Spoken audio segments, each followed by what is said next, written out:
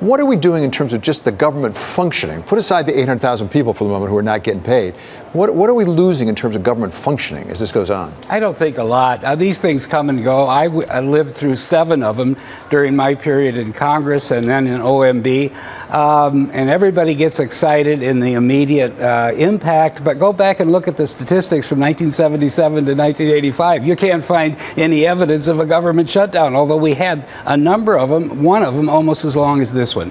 So what I think is he's wasting a good crisis. If you're going to have a shutdown, use it for something worthwhile. The wall is a joke, okay? We don't need the joke, but we need to put a wall on our fiscal situation that's exploding out of control. If you're going to shut the government down, do it so you get entitlement reform, spending cuts, and a reduction in the deficit. He's not doing that. Well, such an important point, because as you go back through some of those past crises, including the one that was the second longest now, they had to do with how much money are we spending as a country, fiscal discipline, things like that. This one is almost the reverse. Can't we spend more money? Yes. Well, that's what I'm saying. This is a waste, and this is part of my book. I think we've reached peak Trump.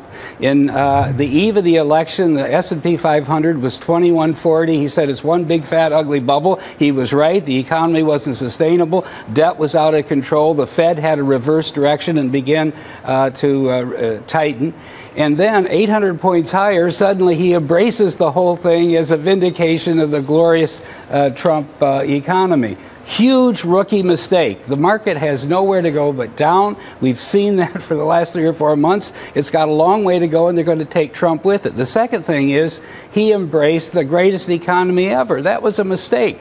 When he was sworn in, we were in month 90 of this business cycle, 3rd longest in history.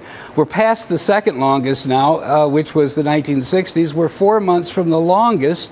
That means that recession is written all over the forehead of this economy this year, early next year, and you should not be embracing an economy that is only going to head down. So if you're right that a recession is in this year or next year, we're going to have it. If we knew that, what could we do? What could President Trump do? What could the administration do to prepare us for that, at least to cushion the blow, to make it less severe or less long? There's not a good answer, but I would say he should take a lead from Ronald Reagan's playbook. He didn't stop denouncing the Jimmy Carter failed economy and the mess the Democrats had left behind until right before the '84 election, when we were through a big recession and Volcker had ground the inflation out of the economy, and it was safe then to come up for air and say we're heading in a good direction. So he ought to be denouncing the Fed for this huge bubble that is created. He ought to be denouncing the Congress for the massive deficits that they put on his doorstep. But he's only made them worse. In other words, this year, 10th year of a recovery, it's unheard of to increase the deficit by $500 billion. And he did. $300 billion for the tax cut, $200 billion for spending for defense, non-defense, and so forth. So this year, and this is the key point, we're going to borrow in the current year $1.2 trillion. At the same time, the Fed is dumping, for the first time in history, $600 billion of existing debt into the bond pits. That's $1.8 trillion. 9% of GDP has to be financed at the very end of a business cycle. It is really fiscal madness. Well, that's on the fiscal side. But at the same time, if we're just about to head into a recession, to raise taxes right now could really drive us faster and deeper into the recession, couldn't it? Yeah, but see, we've been kicking the can for the last 30 years. One of these days, we're going to have to face the music. If we keep saying we can't cut spending because we're going to undermine the economy, or we can't raise revenue because that's bad for growth, we're just digging ourselves in deeper just as the baby boom retires. Right now, there's 55 million people over 65. Before the end of the next decade, there'll be 80 million. It goes to 100 million. The cost of Social Security, Medicare, the welfare state is going to explode. And when are we going to deal with it if we don't start dealing with it right now? Well, and at least as I talk to people, very few people think politically we're prepared to deal with it, either Democrats or Republicans. Normally what they say is the bond market's got to do it. We've got to have those bond vigilantes come back.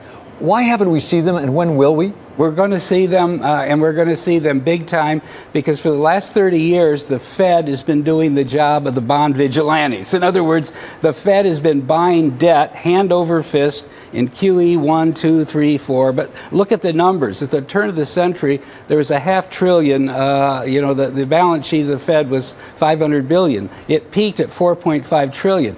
Okay, that's a 9x increase just in the last 18 years, and that basically was putting the big fat thumb of the Fed on the bond market.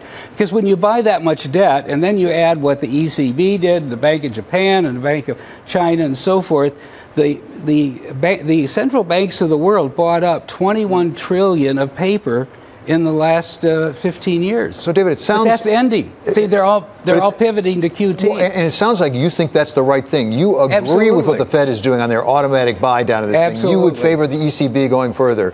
And I assume you would favor actually interest rate hikes. Yes, you have to, because look, we've had 9 years of interest rates that were below the inflation rate. In other words, the front end of the curve. How can you have 9 years of negative real rates unless you simply want to fuel massive speculation in the stock market, in what I call the casino? Because when you make the carry cost on trades or options, whatever, free, practically, people are going to speculate.